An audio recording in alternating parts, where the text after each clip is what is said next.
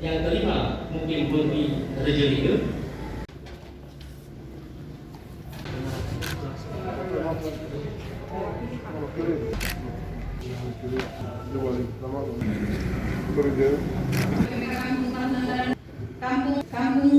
Bapak dia dalam peraturan menteri desa berdasarkan pada potensi dimiliki masing-masing kampung.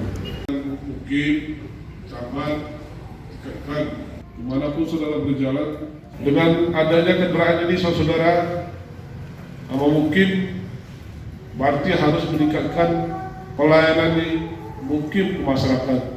Coba lagi di tingkat provinsi.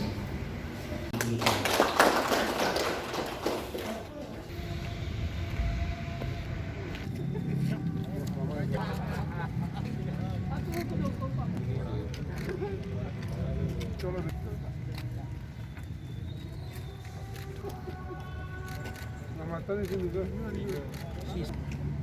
Duduk langkan Bapak.